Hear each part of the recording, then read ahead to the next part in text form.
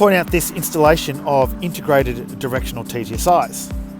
Now, directional TGSIs are designed to take a blind or vision impaired person from a point A to point B. Now let's just say point B is this curb ramp here to where you then were able to cross the road. Now that's pretty logical, isn't it? The other thing is directional TGSIs are always installed where there are no other natural tactile cues. So what's a tactile cue? Let's have a look.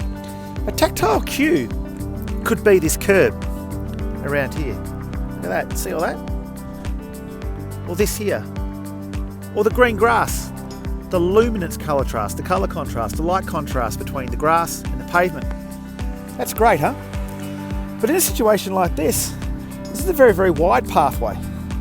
And to be able to detect this curb ramp with the warning TGSIs, these directional TGSIs need to go across the full width of the path of travel.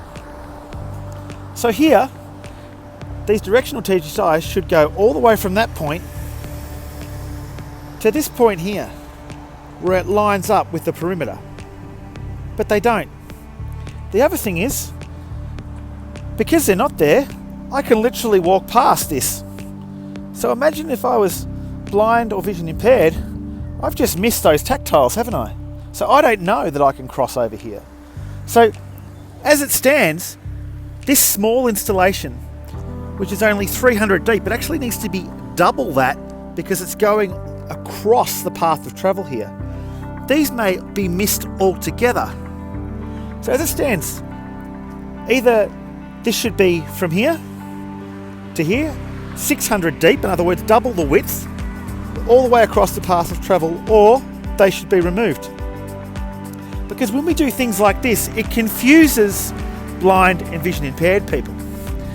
And it just leaves you wondering, who is this actually for? What is it for? And why is it needed?